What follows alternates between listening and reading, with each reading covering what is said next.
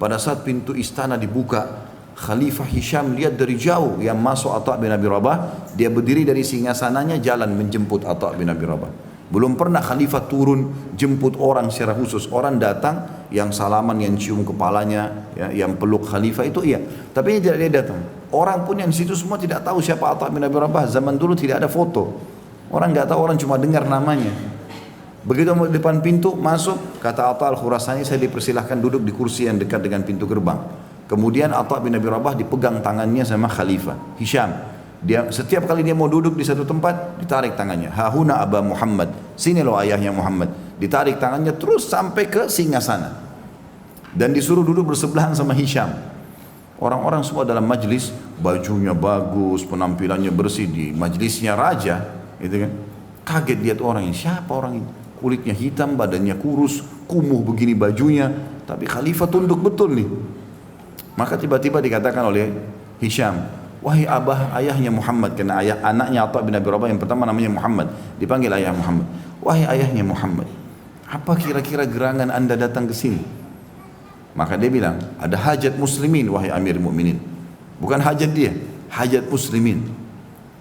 Apa hajat itu? Sampaikan. Lalu di sini, ini saksi bahasan kita sebenarnya, nanti saya akan lanjutkan kisahnya. Dia bilang, penduduk Mekah, kata Atha bin Abi Rabah, ini dijadikan sebagai hukum oleh sebagian ulama. Penduduk Mekah tetangganya Allah. Kita akan bahas masalah tetangga ya. Penduduk Madinah tetangganya Rasulullah sallallahu alaihi wasallam. Ini subhanallah, ulama itu kalau bicara teman-teman, kalimat-kalimatnya pun bisa jadi hukum gitu. Jadi yang dia maksudkan di sini adalah karena ada Ka'bah di Mekah, maka semua penduduk Mekah yang punya rumah tetangganya Allah. Faham maksudnya? Berarti satu kota itu tetangga. Dan penduduk Madinah tetangga Rasulullah SAW. Karena walaupun Rasulullah meninggal, rumahnya masih ada, kuburannya masih ada. Berarti semua penduduk Madinah tetangga Nabi. Ini untuk mengangkat kadar penduduk Mekah sama Madinah. Dia mengatakan, mereka belum menerima atayah mereka. Tahu atayah nggak?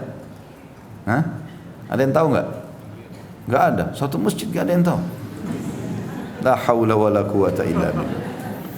Jadi kalau ada pemerintah Islam, kalau ada pemerintah menerapkan hukum Islam, maka yang diterapkan itu ada ataya namanya. Apa itu ataya? Pendapatan negara.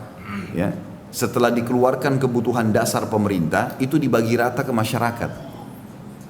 Jadi kalau hukum Islam bukan kita bayar pajak, kita dibayar.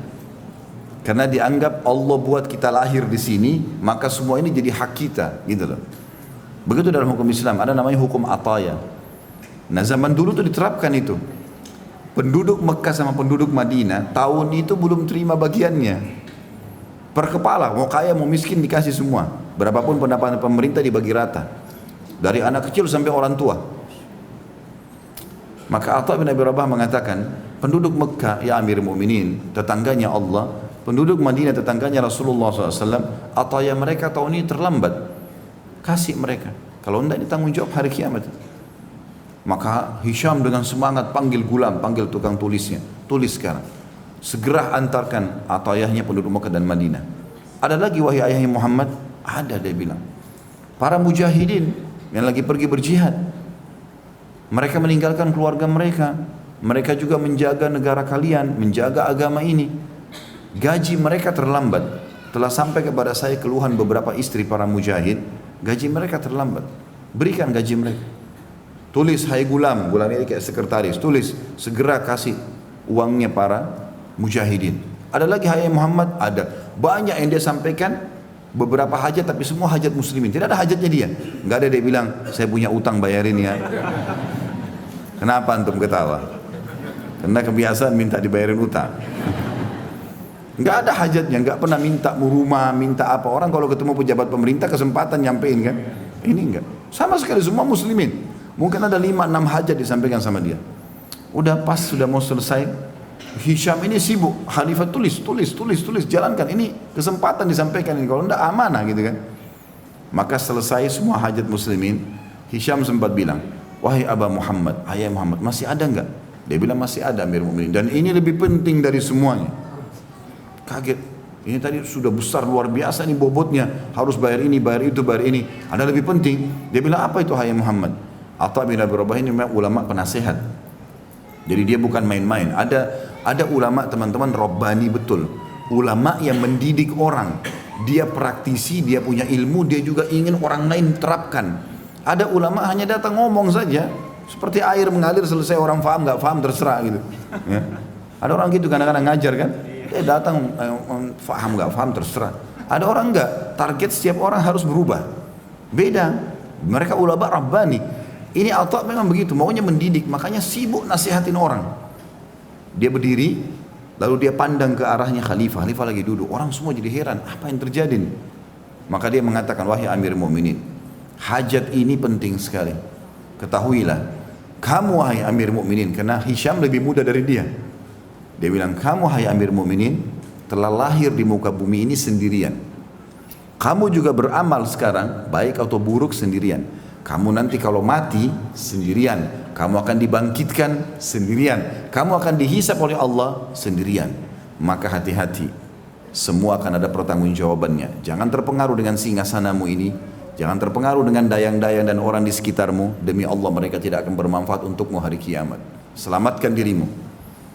Setelah itu Hisham karena tersentuh nangis dia, sambil dia pukulkan tongkat yang dia pegang ke karpetnya, ke permadaninya. Lalu dia mengatakan jazakallahu khairan. Artinya siapa orang yang mau datang nasihatin dengan tulus seperti ini, ngingatin masalah akhirat.